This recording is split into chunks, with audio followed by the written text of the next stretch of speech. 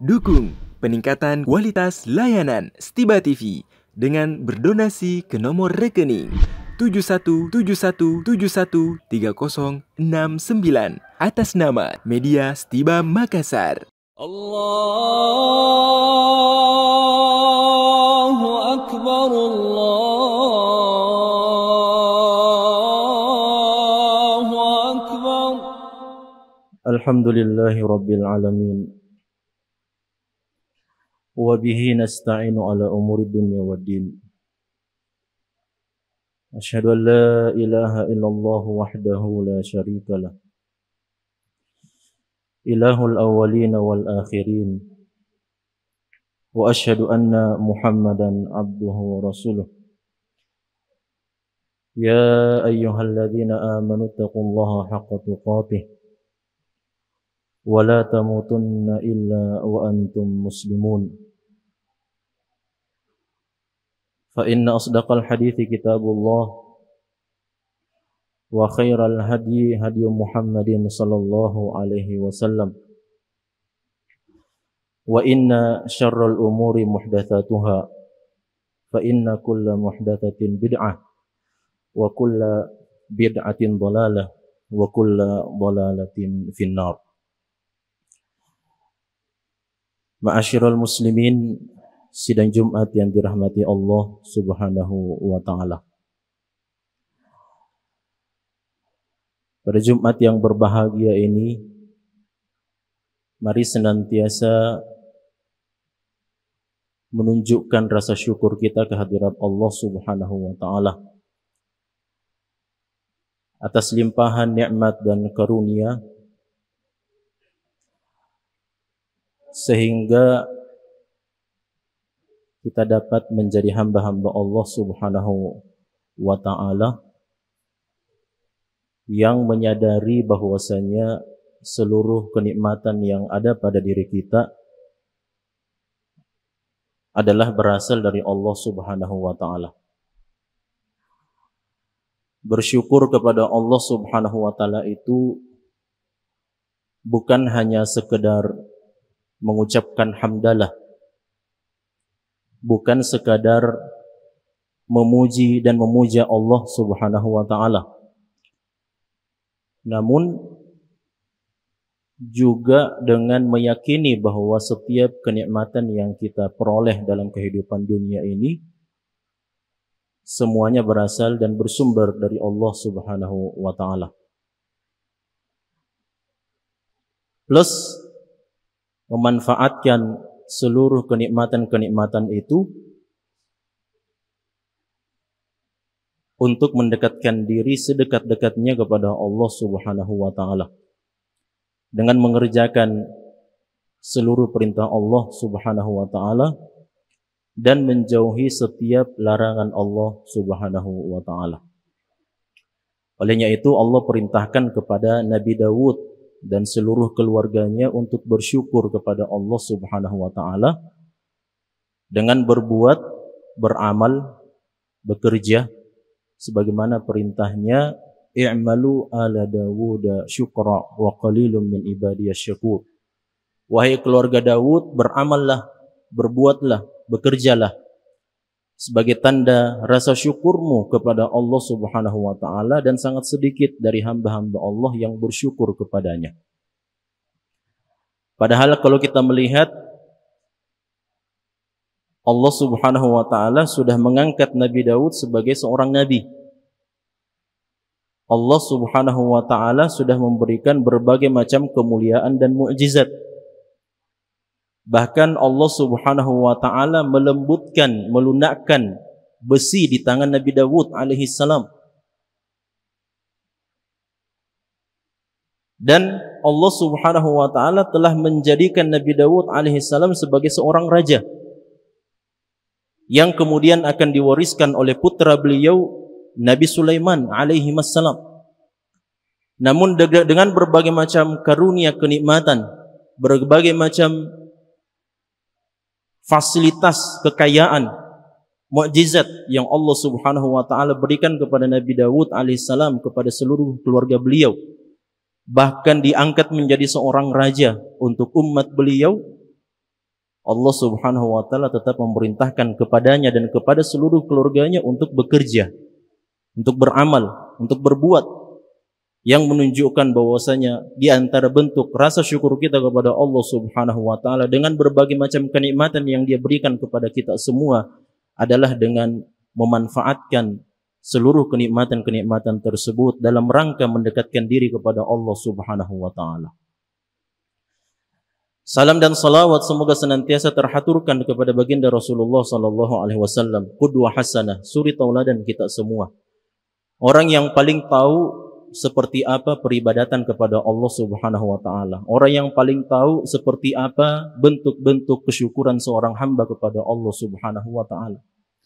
Dan bersyukur kita kepada Allah Subhanahu wa taala karena segala sesuatu yang diketahui oleh baginda Rasulullah sallallahu alaihi wasallam tentang Allah dan tentang agama ini telah disampaikan kepada umat beliau. Telah diajarkan kepada seluruh sahabat Rasulullah sallallahu alaihi wasallam. Oleh karena itu, dengan adanya syariat yang diajarkan oleh baginda Rasulullah sallallahu alaihi wasallam, dengan adanya penjelasan-penjelasan terhadap Al-Quran, terhadap kalamullah, terhadap wahyu Allah Subhanahu wa ta'ala, itu berarti tidak ada lagi hujjah bagi seorang muslim untuk tidak mengamalkan syariat Allah Subhanahu wa ta'ala. Tidak ada lagi hujjah bagi seorang muslim untuk tidak bersyukur kepada Allah Subhanahu wa ta'ala, karena semuanya telah dijelaskan oleh baginda Rasulullah sallallahu alaihi wasallam. Kaum muslimin sidang Jumat yang dirahmati Allah Subhanahu wa ta'ala, di antara kenikmatan yang begitu besar yang Allah Subhanahu wa ta'ala berikan kepada kita semua, bahkan saat sekarang ini, adalah nikmat kesadaran. Allah Subhanahu wa ta'ala berikan kepada kita semua nikmat kesadaran, baik itu secara harfiah maupun secara terminologi. Apa yang dimaksud dengan nikmat kesadaran secara harfiah itu, jamaah sekalian? Maksudnya bahwa Allah Subhanahu wa ta'ala masih memberikan kepada kita dua nikmat, di mana dua kenikmatan ini mayoritas umat manusia lalai daripadanya. Kata Rasulullah sallallahu alaihi wasallam dalam hadis yang sahih, ni'matani maghbunun bihima katsirun minan nas as-sihhatu wal faragh. Ada dua kenikmatan yang Allah berikan kepada umat manusia, mayoritas mereka lalai dari dua kenikmatan itu. Yang pertama adalah kesehatan dan yang kedua adalah waktu senggang. Allah berikan kepada kita dua kenikmatan ini. Allah masih memberikan nikmat kesehatan kepada kita semua. Allah masih memberikan nikmat kesempatan untuk kita bisa hadir pada kesempatan Jumat yang berbahagia ini. Di saat yang sama, jamaah sekalian, tidak sedikit dari hamba-hamba Allah Subhanahu wa ta'ala yang tidak diberikan nikmat kesehatan itu, tidak diberikan nikmat kesempatan itu.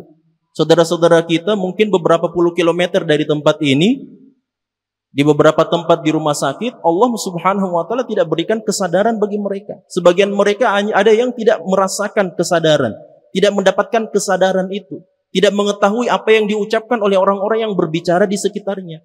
Dalam kondisi koma, dalam kondisi terbaring di atas pembaringannya. Tidak diberikan nikmat kesadaran dan tidak diberikan nikmat kesempatan untuk bisa hadir dalam rangka menjalankan ketaatan kepada Allah Subhanahu wa ta'ala. Maka dari sisi harfiahnya, kita bersyukur kepada Allah Subhanahu wa ta'ala karena Allah masih memberikan nikmat kesadaran kepada kita semua. Allah masih memberikan akal kepada kita semua. Allah masih memberikan fitrah bagi kita semua. Di saat sebagian di antara saudara-saudara kita, ada orang-orang yang tidak diberikan akal oleh Allah Subhanahu wa ta'ala. Ada orang-orang yang diciptakan oleh Allah Subhanahu wa ta'ala sejak dia lahir memang telah dijadikan sebagai seorang yang gila atau dicabut ke akalnya. Dan ada juga di antara saudara-saudara kita, di antara umat manusia yang fitrahnya dijebol oleh orang-orang yang ingin merusak umat manusia, ingin merusak umat Islam secara khusus. Saudara-saudara kita yang hanyut dalam arus LGBT, jamaah sekalian, jangankan kita berbicara tentang agama kepada mereka, LGBT itu sebenarnya sudah merusak fitrah mereka. Benteng yang paling terakhir yang dimiliki oleh seorang muslim adalah fitrah mereka. Kalau fitrahnya sudah dijebol, maka tidak akan berguna lagi kita berbicara tentang agama.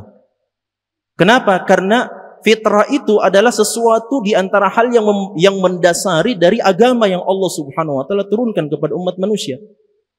Nabi kita Muhammad sallallahu alaihi wasallam mengatakan, kullu mauludin yuladu 'alal fitrah. Setiap anak yang lahir dilahirkan dalam keadaan fitrah. Nabi SAW tidak mengatakan kullu mauludin yuladu ala al-Islam. Nabi SAW mengatakan kullu maulud yuladu ala al-fitrah, karena memang fitrah itu adalah salah satu dasar daripada tonggak berdirinya agama Islam. Oleh karena agama Islam itu sejalan dengan fitrah manusia. Nah, kalau ada di antara di antara umat manusia, laki-laki atau perempuan yang justru menyukai sesama jenisnya, itu berarti bukan agamanya saja yang dirusak, bahkan persoalan fitrahnya pun juga telah dirusak. Karena fitrah kita sebagai manusia biasa, sebagai seorang laki-laki, kita mencintai lawan jenis kita. Seorang wanita pun juga mencintai lawan jenisnya. Kalau seseorang itu sudah mencintai sesama jenisnya, itu berarti bukan persoalan agamanya yang dirusak, namun persoalan fitrahnya. Lebih merusak dibandingkan dengan persoalan agama. Lebih mendasar daripada persoalan agama. Nah, kita bersyukur kepada Allah Subhanahu wa taala. Allah masih memberikan fitrah salimah. Allah masih memberikan fitrah yang lurus kepada kita semua. Maka ini adalah salah satu bentuk kenikmatan yang sangat besar yang Allah Subhanahu wa taala berikan kepada kita. Di saat yang sama, sebagian di antara saudara-saudara kita ada yang tidak diberikan nikmat kesadaran itu oleh Allah Subhanahu wa taala. Nah, jamaah yang dirahmati Allah Subhanahu wa taala, lebih penting dari persoalan nikmat kesadaran ini adalah ketika seorang muslim menyadari bahwa dia adalah hamba Allah Subhanahu wa taala. Ketika seorang muslim menyadari bahwa dia tidak diciptakan melainkan untuk beribadah hanya kepada Allah Subhanahu wa taala. Allah Subhanahu wa taala berfirman dalam surah Az-Zariyat ayat yang ke-56, "Wa ma khalaqtul jinna wal insa illa liya'budun." Dan aku tidak menciptakan bangsa jin dan manusia melainkan untuk beribadah kepada Allah Subhanahu wa taala. Di dalam surah Al-Mulk ayat yang kedua, Allah mengatakan alladzi khalaqal mauta wal hayata liyabluwakum ayyukum ahsanu amala. Dialah Allah yang menciptakan kematian dan kehidupan untuk menguji umat manusia, siapa di antara mereka yang paling bagus amalannya. Allah berikan kehidupan bagi kita semua. Allah berikan kesempatan bagi kita semua untuk beribadah kepada Allah Subhanahu wa taala. Satu-satunya kehidupan kita ini, satu-satunya kesempatan. Makanya orang yang tidak sadar dengan fungsi dan tujuan diciptakannya dia adalah orang yang paling sesat dalam kehidupan dunia ini. Ketika seseorang itu tidak sadar sebenarnya mau kemana kehidupan dunia ini, sebenarnya mau kemana tujuan kita berada dalam kehidupan dunia ini, mau kemana sebenarnya. Kalau sekedar untuk memuaskan hawa nafsu saja, sekedar kita makan, minum, sekedar kita melampiaskan hawa nafsu saja, melampiaskan nafsu seksual saja, hewan pun juga sama seperti itu. Lantas apa gunanya Allah memberikan akal kepada kita? Apa gunanya Allah memberikan fitrah bagi kita? Kalau ternyata tujuan kehidupan seorang manusia itu sama seperti hewan.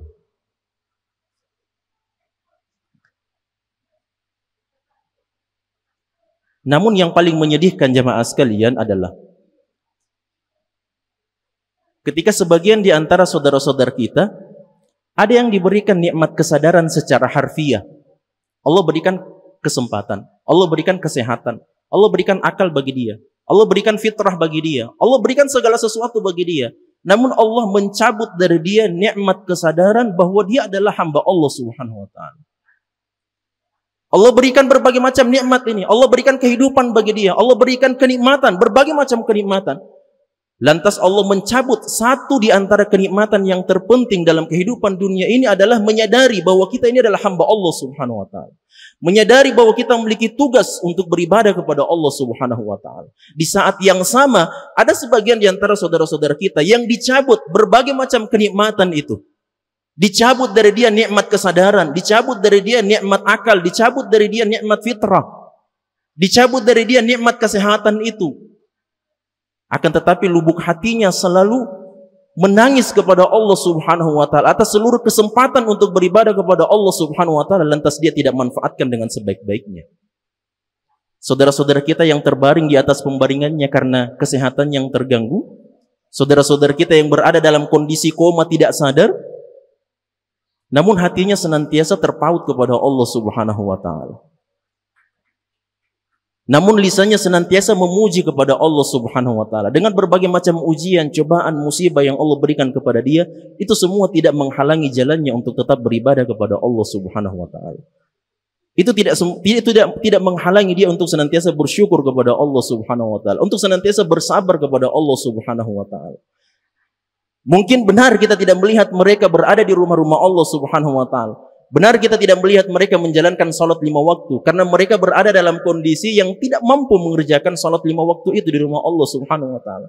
Namun siapa yang menyangka mereka itu adalah orang-orang yang senantiasa terpaut dengan Allah Subhanahu wa taala. Al-Imam Ibnul Qayyim rahimahullah taala mengatakan, saya telah melihat, memperhatikan dalil-dalil yang didatangkan oleh Allah Subhanahu wa taala dan Rasulullah sallallahu alaihi wasallam. Dan saya melihat ada begitu banyak umat manusia yang berdiri di hadapan pintu-pintu kebaikan, menunggu rahmat Allah Subhanahu wa taala. Di antara mereka ada yang banyak ibadah salatnya, di antara mereka ada yang banyak ibadah puasanya, di antara mereka ada yang banyak ibadah-ibadah sunnahnya dan seterusnya dan seterusnya.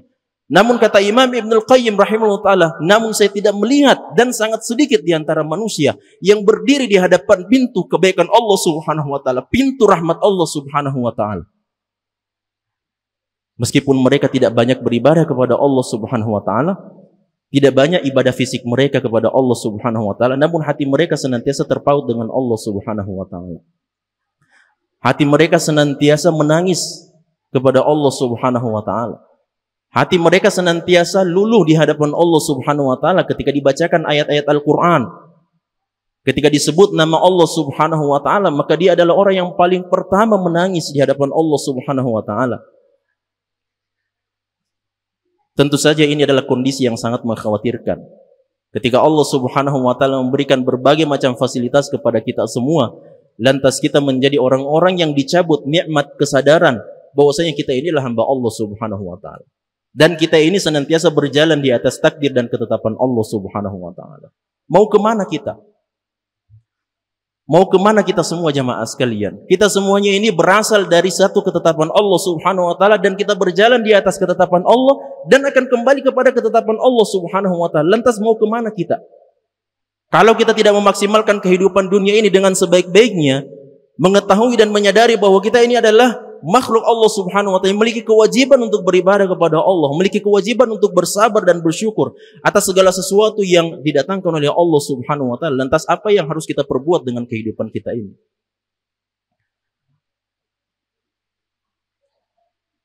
Nah, oleh karena itu ketika kita menyadari bahwasanya kita ini adalah makhluk Allah Subhanahu wa ta'ala yang berasal dari satu ketetapan, berjalan di atas ketetapan-ketetapan yang Allah Subhanahu wa ta'ala sudah tetapkan bagi kita, dan kita akan kembali bermuara kepada satu ketetapan Allah Subhanahu wa ta'ala pula, maka kehidupan ini akan jauh lebih ringan dengan berbagai macam ujian, cobaan, musibah yang Allah berikan kepada kita, dengan berbagai macam cobaan, ujian yang Allah Subhanahu wa ta'ala tampakkan di hadapan kita. Mungkin kita tidak merasakan ujian itu, namun kita menangis dengan apa yang menimpa saudara-saudara kita. Kita menangis dengan apa yang menimpa para asatidzah kita. Kita menangis dengan apa yang menimpa para ulama kita, para syaikh kita, para guru-guru kita. Kita menangis itu.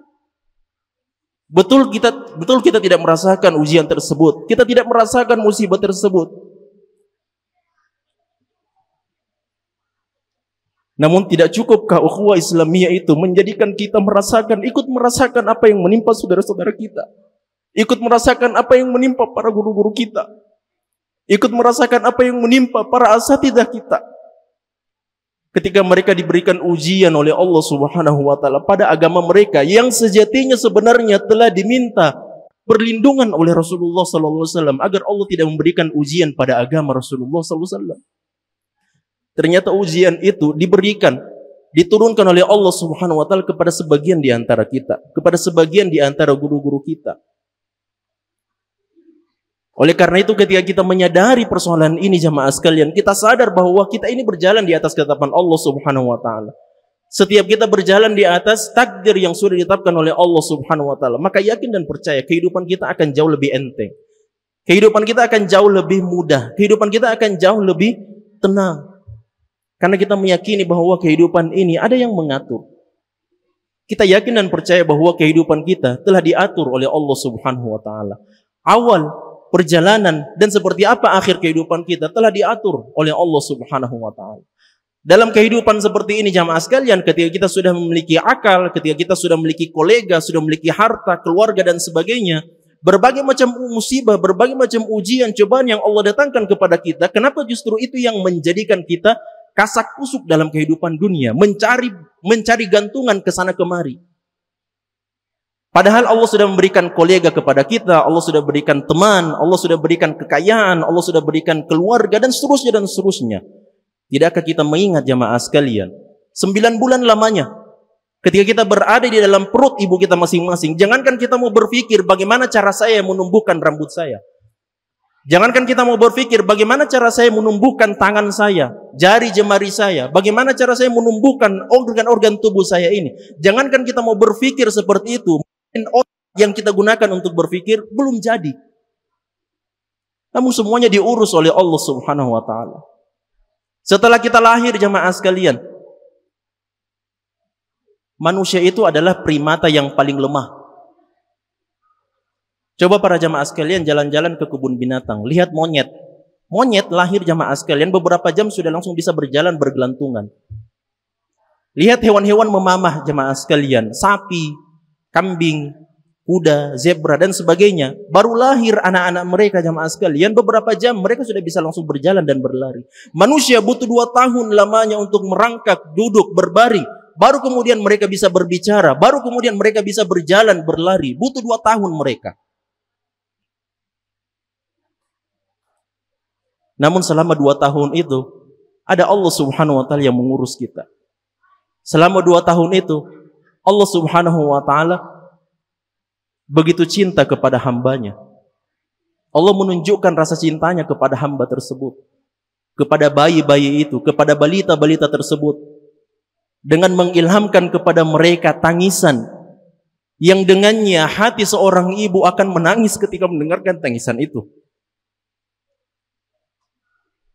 Saat sekarang ini jamaah sekalian, apa sih musibah yang Allah Subhanahu wa taala berikan kepada kita? Apa ujian yang Allah berikan kepada kita? Kalau dibandingkan dengan apa yang Allah berikan kepada kita, kita tidak bisa berbicara, kita tidak bisa berjalan, kita tidak bisa berlari, kita tidak bisa bangkit dari pembaringan kita ketika kita masih balita. Apa yang bisa kita lakukan?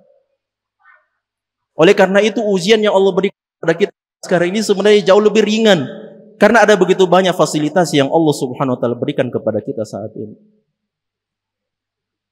Nah, jamaah yang dirahmati Allah Subhanahu wa taala, berbicara persoalan takdir dan ketetapan Allah Subhanahu wa taala dan berbagai macam hal yang telah ditetapkan oleh Allah Subhanahu wa taala dalam kehidupan seorang muslim, dalam kehidupan kita semua. Satu ketetapan yang paling penting, satu takdir yang paling penting sebenarnya akan kemana kehidupan kita. Karena setiap kita ini tidak keluar dari perut ibu masing-masing jamaah sekalian, melainkan sudah ditetapkan oleh Allah Subhanahu wa taala kemana tempat kembali kita. Setiap kita telah ditetapkan oleh Allah Subhanahu wa taala dalam kehidupan akhirat, fulan bin fulan akan kembali masuk ke dalam surga Allah Subhanahu wa taala. Fulan bin fulan wal iyadu billah akan masuk ke dalam neraka Allah Subhanahu wa taala. Itulah sebenarnya ketetapan yang paling penting. Itulah takdir yang paling penting.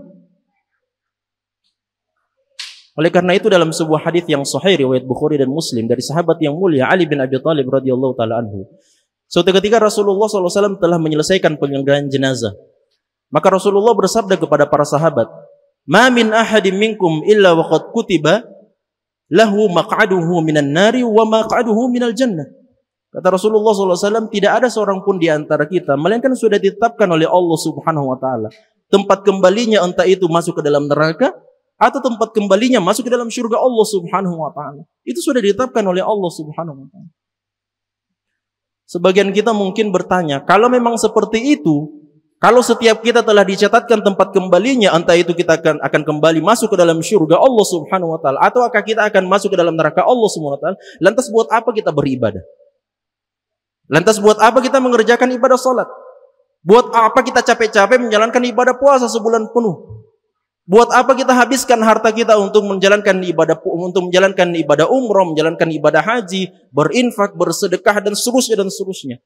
Kalau ternyata setiap kita telah dicatatkan tempat kembalinya dalam kehidupan akhirat, entah itu masuk ke dalam surga atau masuk ke dalam neraka Allah Subhanahu wa taala.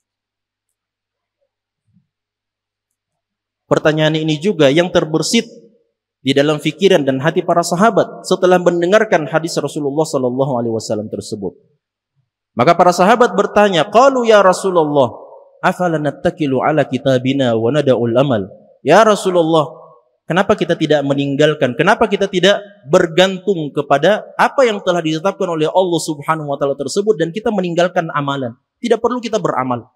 Tidak perlu kita berbuat. Kalau ternyata kita telah beramal, berbuat, toh nanti dalam kehidupan akhirat kita akan masuk ke dalam neraka Allah Subhanahu wa taala. Pertanyaan yang kita sebutkan hari ini sudah ditanyakan oleh para sahabat 1400 tahun yang lalu kepada Rasulullah sallallahu alaihi wasallam.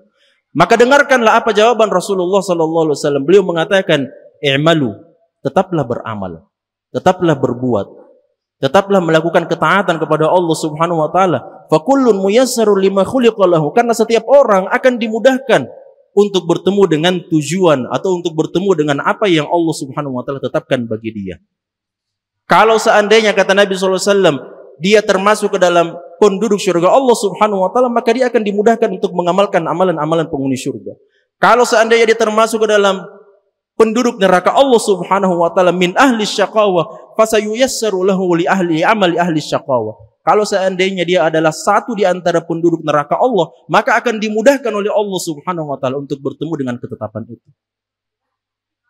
Fa amma man a'ta wattaqa wa saddaqa bil husna fasanuyassiruhu lil yusra wa amma man bakhila wastaghna wa kadzdzaba bil husna fasanuyassiruhu lil usra. Dalilnya sangat jelas. Firman Allah Subhanahu wa taala dalam surah Al-Lail.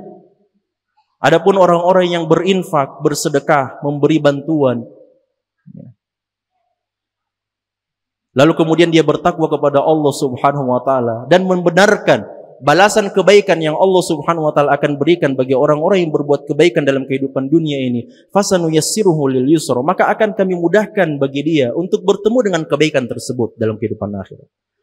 Wa amma man bakhila wastaghna, dan adapun kata Allah orang-orang yang bakhil dalam kehidupan dunia, wastaghna, dan menganggap dirinya sudah cukup, tidak membutuhkan Allah Subhanahu wa taala, wa kadzdzaba bil husna, dan dia mendustakan kebaikan yang Allah Subhanahu wa taala akan berikan dalam kehidupan akhirat, fasanuyassiruhu lil usra, kami akan mudahkan bagi dia untuk bertemu dengan kesulitan. Oleh karena itu, berdasarkan hadis ini jamaah sekalian, mari kita melihat kembali kepada diri masing-masing. Selama beberapa puluh tahun ini kita termasuk ke dalam golongan yang mana sih? Apakah kita termasuk ke dalam golongan orang-orang yang mudah dalam menjalankan ketaatan? Ataukah kita termasuk dalam golongan orang-orang yang dimudahkan oleh Allah Subhanahu wa taala untuk melakukan kemaksiatan? Karena tidak sedikit di antara kaum muslimin jamaah sekalian ada yang duduk di rumahnya namun dia sudah berburuk sangka kepada Allah Subhanahu wa taala. Ada yang duduk di rumahnya sekedar menggerakkan jari jemarinya saja dia telah menuduh saudaranya muslim. Ada yang duduk di rumahnya tanpa dia berkata-kata sama sekali, jamaah sekalian, namun dia telah melakukan perbuatan yang paling besar. Bahkan dia bisa kufur kepada Allah Subhanahu wa taala. Sebagai contoh, seseorang yang mendustakan satu ayat saja, satu perintah saja dari Al-Quran, dia mendustakan dan tidak percaya, meragukan ayat Allah Subhanahu wa taala tanpa dia berbicara, tanpa dia menyampaikan kepada orang lain, tanpa dia capek-capek menggelontorkan hartanya, dia telah kafir kepada Allah Subhanahu wa taala. Dan begitu banyak orang-orang yang disesatkan oleh Allah Subhanahu wa taala dengan cara yang seperti itu.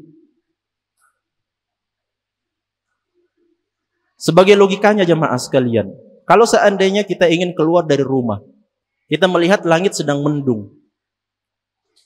Saya yakin dan percaya 100% daripada jamaah sekalian sebelum keluar rumah pasti akan membawa payung. Kalau tidak membawa payung pasti membawa mantel. Kalau tidak membawa mantel sekalian bawa kendaraan roda 4.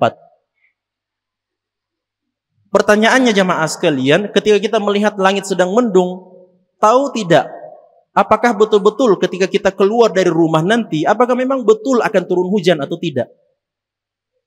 Kita kan cuma melihat tandanya saja bahwa langit saat sekarang ini sedang mendung. Lantas kenapa kita bawa payung? Padahal hujan pun juga belum turun. Kenapa kita membawa mantel padahal hujan pun juga belum turun? Kenapa bawa kendaraan roda 4, mobil dan sebagainya padahal hujan juga belum turun? Jawabannya karena kita sudah melihat tandanya bahwa di langit sedang mendung, itu tandanya hujan akan turun. Sama dengan kehidupan kita ini jamaah sekalian. Tidak seorang pun di antara kita selain para nabi dan rasul Allah dan orang-orang yang sedang mendapatkan kabar gembira dari Allah Subhanahu wa taala bahwa mereka akan masuk ke dalam surga Allah Subhanahu wa taala. Selain mereka itu, kita ini kaum muslimin secara umum belum ada informasi sama sekali dari Allah Subhanahu wa taala bahwa kita termasuk dalam penghuni surga. Kalau kita tidak memiliki informasi seperti itu, lantas sudah ada informasi dari Allah Subhanahu wa taala. Siapa yang melakukan kebaikan maka akan masuk ke dalam surga, dan siapa yang melakukan keburukan maka akan masuk ke dalam neraka Allah Subhanahu wa taala. Ini sama dengan analogika ketika kita membawa payung padahal hujan juga belum turun. Informasi sudah datang dari Allah. Kalau kita berbuat kebaikan maka akan masuk ke dalam surga. Dan Allah Subhanahu wa taala tidak akan menyia-nyiakan amalan orang-orang yang berbuat kebajikan dalam kehidupan dunia. Dan di saat yang sama belum ada informasi dari Allah Subhanahu wa taala bahwa kita termasuk ke dalam penghuni surga atau termasuk ke dalam penghuni neraka. Maka kewajiban kita dalam kehidupan dunia dengan mendapatkan informasi tersebut adalah beramal dan berbuat. Namun jemaah yang dirahmati Allah Subhanahu wa taala, penting untuk kita perhatikan sabda Rasulullah sallallahu alaihi wasallam yang lainnya berkenaan tentang amalan yang kita lakukan dalam kehidupan dunia ini. Di dalam hadis yang sahih riwayat Muslim dari sahabat yang mulia Abdullah bin Mas'ud radhiyallahu taala anhu, Nabi sallallahu alaihi wasallam mengatakan, "Fa wallahi alladhi nafsi bi yadihi, inna ahadakum la ya'malu bi amali ahli al-jannah, hatta ma yakunu bainahu wa bainaha illa dhira', fayasbiqu alaihi al-kitabu fayamalu bi amali ahli an-nar fayadkhuluha. Wa inna ahadakum la ya'malu bi amali ahli an-nar, hatta ma yakunu bainahu wa bainaha illa dhira', fayasbiqu alaihi al-kitab fayamalu bi amali ahli al-jannah fayadkhuluha." Kata Nabi SAW, ada di antara sebagian umat manusia dalam kehidupannya dia mengamalkan amalan-amalan penghuni surga, namun ketetapan Allah Subhanahu wa taala mendahuluinya, padahal tidak ada jarak antara dia dengan surga Allah Subhanahu wa taala kecuali satu jengkal saja. Kecuali satu langkah saja dia masuk ke dalam surga Allah Subhanahu wa taala. Namun ketetapan Allah Subhanahu wa taala mendahului seluruh amalan-amalannya, maka dia tutup kehidupannya dengan su'ul khatimah, dengan amalan penghuni neraka, maka dia masuk ke dalam neraka Allah Subhanahu wa taala.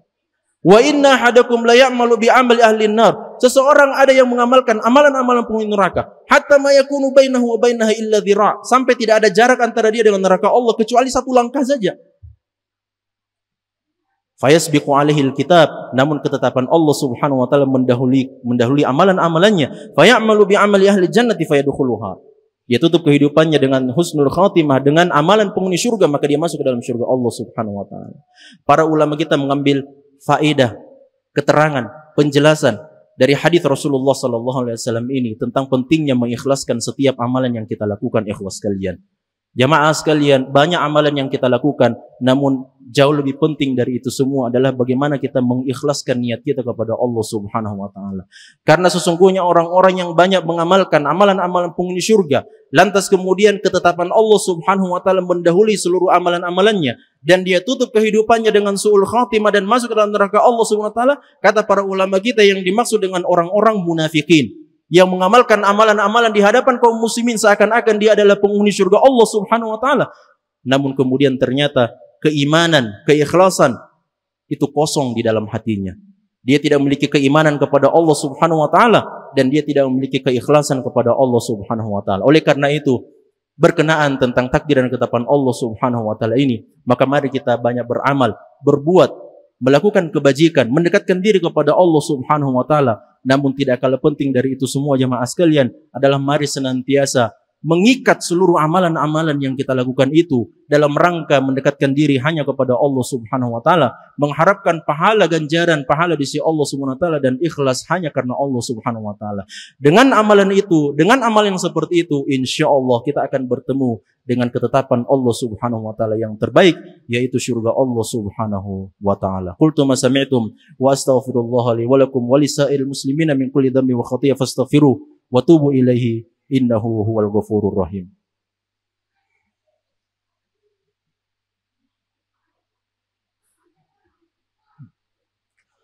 Alhamdulillahi rabbil alamin wal aqibatu lil muttaqin wala udwana illa 'alal zalimin. Wa asyhadu an la ilaha illallah wahdahu la syarikalah wa asyhadu anna Muhammadan abduhu wa rasuluhu la nabiyya ba'dah. Kaum muslimin pada Jumat yang dirahmati Allah Subhanahu wa taala. Pada khutbah yang kedua ini kami mengingatkan diri pribadi dan kepada para jamaah sekalian, mari kita memperbanyak dua ibadah pada hari Jumat. Ibadah yang pertama adalah mari banyak berdoa kepada Allah Subhanahu wa taala. Khususnya pada hari Jumat ini karena telah sahih dari Nabi sallallahu alaihi wasallam bahwasanya tidaklah seorang muslim berdoa pada hari Jumat pada satu waktu melainkan Allah Subhanahu wa taala pasti akan mengabulkan dan mengijabah doa tersebut. Di dalam sebuah riwayat yang dihasankan oleh para ulama hadis, disebutkan bahwasanya waktu itu adalah setelah selesainya kita melaksanakan sholat asar sampai dengan terbenamnya matahari. Yang kedua, mari kita memperbanyak salam dan salawat kepada baginda Rasulullah sallallahu alaihi wasallam sebagaimana perintah Allah dalam Al-Qur'an, innallaha wa malaikatahu yusholluna 'alan nabi ya ayyuhalladzina amanu shallu 'alaihi wa sallimu taslima. Wa qala an-nabiy sallallahu alaihi wasallam fi haditsin, man shalla 'alayya salatan wahidah sallallahu 'alaihi biha 'ashra. Allahumma shalli 'ala Muhammad wa 'ala ali Muhammad kama shallaita 'ala Ibrahim wa 'ala ali Ibrahim wa barik 'ala Muhammad wa 'ala ali Muhammad kama barakta 'ala Ibrahim wa 'ala ali Ibrahim innaka Hamidum Majid. Allahumma fil muslimina wal muslimat wal mu'minina wal mu'minat al ahya'i minhum wal amwat innaka sami'un qaribun mujibud da'wat wa yaqdi al hajat. Allahumma a'izzal islam wal muslimin wa adhil asyirka wal musyrikin wa dammir a'da'aka a'dad-din wahmi hauzatal islam wal muslimina ya rabbal alamin. Rabbana zalamna anfusana wa illam taghfir lana wa tarhamna lanakunanna minal khasirin. Rabbana la tuzigh qulubana ba'da idh hadaitana وهب لنا من لدنك رحمة إنك أنت الوهاب. ربنا آتنا في الدنيا حسنة وفي الآخرة حسنة وقنا عذاب النار. وسبحان ربك رب العزة أما يصفون وسلام على المرسلين والحمد لله رب العالمين. قوموا إلى صلاتكم.